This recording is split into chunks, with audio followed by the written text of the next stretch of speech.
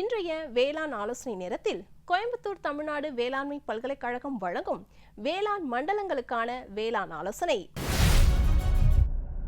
இந்திய வானிலை துறை மற்றும் தமிழ்நாடு வேளாண்மை பல்கலைக்கழகத்தின் வேளாண் காலநிலை ஆராய்ச்சி மையம் கோயம்புத்தூர் இணைந்து வழங்கும் வேளாண் மண்டலங்களுக்கான வேளாண் ஆலோசனை. மேற்கு மண்டல விவசாயிகளுக்கான வேளாண் ஆலோசனை. மேற்கு மண்டலத்தில் வரும் 5 நாட்களுக்கு அனைத்து மாவட்டங்களிலும் வறண்ட வானிலையே எதிர்பார்க்கப்படுகின்றது. அனைத்து பயிர்களுக்கும் மண் ஈரத்தினை பொறுத்து நீர்ப்பாசனம் செய்யவும். மெழுகு வண்டு அல்லது வெண்புழுக்கள் வேர்களை தின்று பல்வேறு பயிர்களை சேதப்படுத்துகின்றன. கோடை உழவும் கடைசி உழவின் போது பிவேரியா மற்றும் மெட்டாரைசியம் ஆகியவற்றை 1 ஹெக்டருக்கு 4 கிலோ என்ற அளவில் 500 கிலோ எருவுடன் நன்கு கலந்து மண்ணில் இடுவதும் வெண்புழுக்களை நிர்வகிக்க உதவும். நிலக்கடலையில் பூக்கும் பருவத்தில் இலை துளைக்கும் புழுவை கட்டுப்படுத்த 1 ஏக்கருக்கு டெல்டா மெத்ரின் 2.80% ஈசி 500 மில்லியை 1 ஹெக்டருக்கு என்ற அளவில் தெளிக்கவும். தண்ணீர் பற்றாக்குறை உள்ள பகுதிகளில் நிலக்கடலை பயிரில் பூ மற்றும் காய் உருவாகும் பருவத்தில் 0.5% பொட்டாசியம் குளோரைட் தெளிப்பதால் வறட்சி மற்றும் வெப்பத்தின் தாக்கத்தை குறைக்கலாம். கரும்பில் வளர்பருவத்தில் இளங்குருத்து புழு தாக்கம் மேலாண்மை செய்ய 1 ஏக்கருக்கு பிப்ரோனில் 5% எஸ்சி 1500 மில்லி என்ற அளவில் தெளிக்கவும். மண்ணின் ஈரப்பதத்தை பொறுத்து நீர்ப்பாசனம் செய்யவும். மாமரங்களில் மண்ணில் ஈரப்பதம் இருக்கும் பொழுது பூக்கள் உதிராமல் இருக்கவும் அதிக காய்கள் பிடிக்கவும் 2% பொட்டாசியம் நைட்ரேட் கரைசலை தெளிக்கவும். தற்போது நிலவும் வானிலையால் மாமரத்தில் பூக்களை தாக்கக்கூடிய தத்துப்பூச்சி வர வாய்ப்புள்ளது. எனவே விவசாயிகள் மரத்தை நன்கு கண்காணிக்கவும். தேவைப்பட்டால் 1 லிட்டர் தண்ணீரில் இமிடாக்ளோபிரிட் 17.8% எஸ்சி 0.3 மில்லி தெளித்து கட்டுப்படுத்தலாம். கடந்த வார வெப்பமான வானிலை காரணமாக பருத்தி பயிரில் சாறு உறிஞ்சும் பூச்சிகளான அஸ்வினி, த்ரிபஸ், வெள்ளையை தாக்கம் ஏற்படலாம். அதன் மேலாண்மைக்காக 1 ஏக்கருக்கு 8 முதல் 10 மஞ்சள் மற்றும் நீல ஒட்டும் பொறிகளை நிறுவவும். அதேபோல் 5% வேப்பங்கொட்டை சாறு இலை வழியாக தெளிக்கவும். காவிரி டெல்டா மண்டல விவசாயிகளுக்கான வேளாண் ஆலோசனை. நெல் தரிசு பயிர் வகை பயிர்களுக்கு பூக்கும் தருணத்திலும் அடுத்த 15 நாட்கள் இடைவெளியிலும் மழை நின்ற பின் டிஏபி 2% மற்றும் மியூரேட் ஆஃப் பொட்டாஷ் 1% கரைசலை காலை அல்லது மாலை நேரங்களில் கைத்தெளிப்பான் கொண்டு தெளிக்கவும். டிஏபி கரைசலுக்கு பதிலாக பயிர் அதிசயம் ஹெக்டருக்கு 5 கிலோ என்ற அளவில் மொட்டு வைக்கும் தருணத்தில் கைத்தெளிப்பான் கொண்டு தெளிக்க வேண்டும். நெல் தரிசு பருத்திக்கு 45ஆம் நாள் ஒரு களை எடுத்துவிட்டு 3 நாட்கள் கழித்து உரமிட்டு மண் அணைத்து நீர் பாய்ச்சவும். அடுத்த சில தினங்களுக்கு பகல் நேர வெப்பநிலை அதிகரிக்க வாய்ப்புள்ளதால் கால்நடைகளை காலை மற்றும் மாலை வேளைகளில் மேய விடுவதுடன் நண்பகல் நேரத்தில் நிழல் பகுதியில் நிறுத்தி வைக்கவும். தெற்கு மண்டலம் ஒன்றிற்குட்பட்ட மாவட்ட விவசாயிகளுக்கான வேளாண் ஆலோசனை. விவசாயிகள் பயிரின் தேவைக்கேற்ப பாசனம் செய்யுமாறு கேட்டுக்கொள்ளப்படுகிறார்கள். உள்ளூர் வானிலைக்கு ஏற்ப மானாவாரி மற்றும் பாசன பயிர்களுக்கு மருந்து தெளிக்குமாறு கேட்டுக்கொள்ளப்படுகிறார்கள். நெல்லை இயந்திரம் மூலம் விரைவில் அறுவடை செய்து பாதுகாப்பாக வைத்திருக்குமாறு விவசாயிகள் அறிவுறுத்தப்படுகிறார்கள். வெடித்த பருத்தியை உடனடியாக அறுவடை செய்யவும். மேலும் ஈரப்பதம் இல்லாமல் பருத்தியை பாதுகாப்பாக சேமிக்கவும். விவசாயிகள் முதிர்ந்த மிளகாய் பழங்களை அறுவடை செய்து பாதுகாப்பாக வைக்கவும். எலும்பிச்சை மற்றும் கொய்யாவில் தற்போது நிலவும் வானிலையால் பழ புற்றுநோய் வர வாய்ப்புள்ளது. இதனை கட்டுப்படுத்த விவசாயிகள் ஆக்சிக்ளோரைட் 0.2% 15 நாட்கள் இடைவெளியில் தெளிக்கவும். வாழை சேதமடையாமல் தவிர்க்க விவசாயிகள் வாழை மரத்திற்கு மண் அணைத்து நீர் தேங்காமல் பார்த்து கொள்ளுமாறு கேட்டுக்கொள்ளப்படுகிறார்கள். தெற்கு மண்டலம் 2ற்குட்பட்ட மாவட்ட விவசாயிகளுக்கான வேளாண் ஆலோசனை.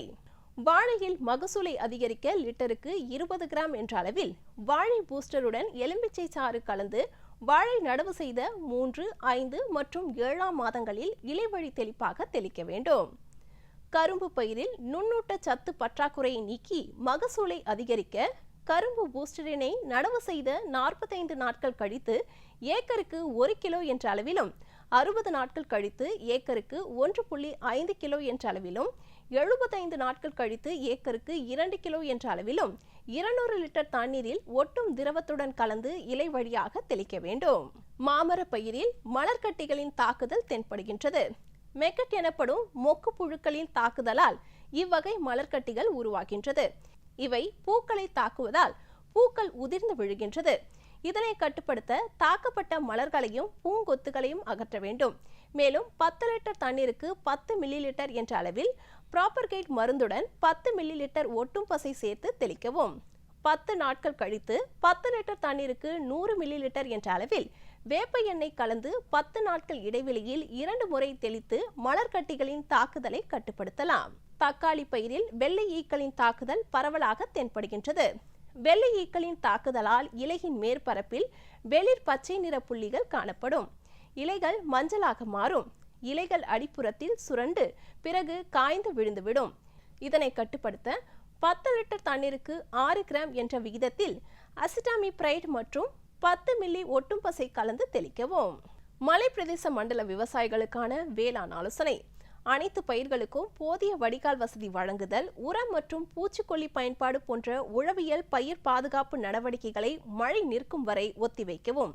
கேரட் பயிரில் துரு ஈக்கள் பாதிப்பை ஏற்படுத்தலாம். கேரட் பயிரில் துரு மேலாண்மை செய்ய விதைத்த 45 முதல் 50 நாட்களில் 1 ஏக்கருக்கு 4 கிலோ குளோரான்டினிரிப்ரோல் என்ற குருணை மருந்துகளை மழை இல்லாத நேரங்களில் மண்ணில் இட வேண்டும்.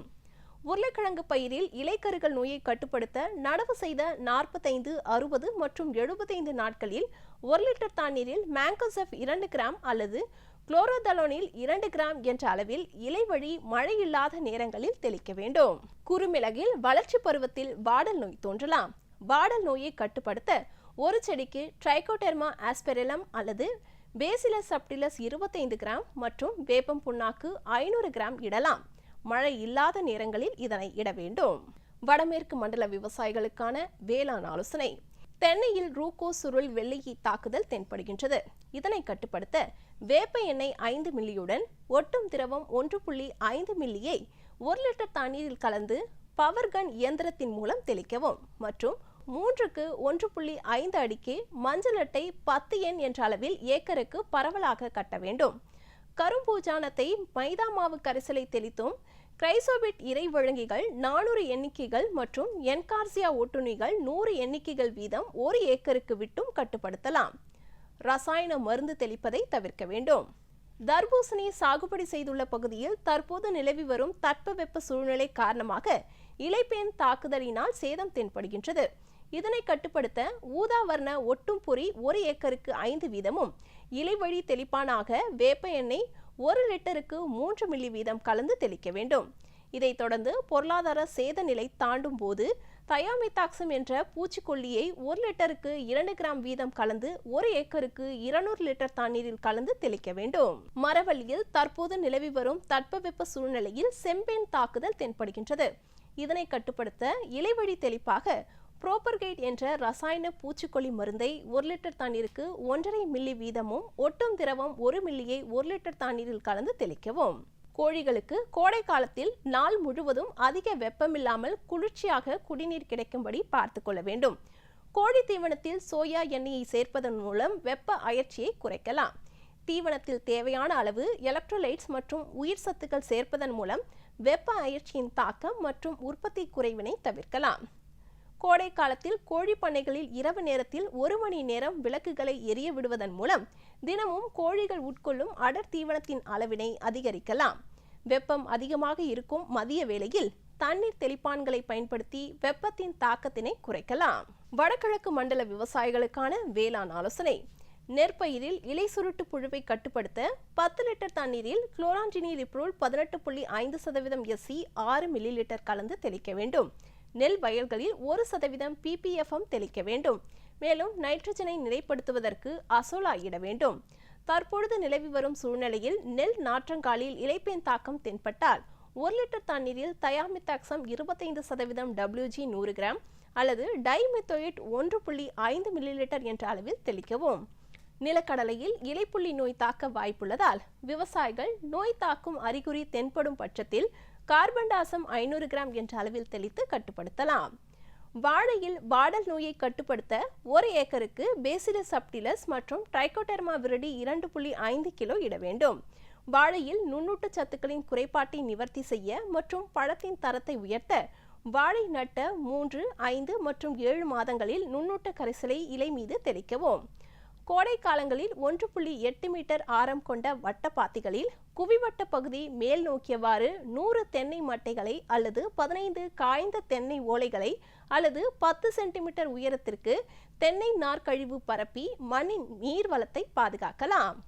தேங்காய் மட்டைகளை குழிந்த பகுதி மேல் நோக்கிய வண்ணம் வட்ட பாத்திகளிலோ அல்லது இரு தென்னை வரிசைகளுக்கு இடைவெளிகளிலோ புதைத்து வறட்சிகளை தாங்க ஏற்பாடு செய்யலாம். கால்நடைகளுக்கு உண்ணி மற்றும் பேன் பிடிக்காமல் இருக்க மருந்து குளியல் கொடுக்க வேண்டும். நன்றாக காய வைத்த பின் கொட்டகையில் கட்ட வேண்டும். கால்நடைகளுக்கு தேவையான பசுந்தீவனத்தை வருகின்ற கோடை காலத்தில் பயன்படுத்த ஊறுகாய் புல்லாக மாற்றி சேமித்து வைக்க வேண்டும். மேய்ச்சலுக்கு விடப்படும் ஆடுகளில் தாடை வீக்கம் மற்றும் வெளிரிய கண் இருப்பின் தவறாமல் ஒட்டுண்ணியில் மருந்து அளிக்க வேண்டும். அதிக மழை பெறும் மண்டல விவசாயிகளுக்கான வேளாண் ஆலோசனை. தோட்டக்கலை பயிர் மரங்களில் நடவு பருவத்தில் காற்றின் வேகம் மணிக்கு 8 முதல் 14 கிலோமீட்டர் அளவில் இருக்க வாய்ப்புள்ளதால் புதிதாக நடவு செய்யப்பட்ட தோட்டக்கலை பயிர் மரங்களுக்கு கம்புகளால் ஊன்றளிக்கவும். வாழையில் நடவு பருவத்தில் நூற்புழு மேலாண்மை செய்ய வாழைக்கன்றுகளின் வேர் மற்றும் அழுகிய பகுதிகளை சீவி நீக்கிவிட்டு மண் கரைசலில் நனைத்து அதன் மீது 40 கிராம் கார்போபியூரான் 3G குருணை மருந்தினை தூவி பின் நடவு செய்யவும். தென்னையில் அனைத்து பருவத்திலும் தேங்காய் தொண்டுகளை குழிந்த பகுதி மேல் நோக்கிய வண்ணம் வட்ட பாத்திகளிலோ அல்லது இரு தென்னை வரிசைகளுக்கு இடைவெளியிலோ புதைத்து மழை நீரை சேமிக்கலாம். எல்லா பருவத்திலும் கிராம்பு மற்றும் லவங்கப்பட்டை பயிர் செய்துள்ள நிலத்தில் ஈரப்பதம் வீணாகாமல் தடுக்க பண்ணை கழிவுகளை கொண்டு நிலப்போர்வை செய்வது நல்லது. தேன் உருவாகும் நேரம் என்பதால் தற்போது ரப்பர் மரங்களில் மருந்து தெளிப்பதை தவிர்க்கவும். அறுவடை செய்யப்பட்ட பலாப்பழங்களை உலர்வான இடங்களில் சேமித்து வைக்கவும்.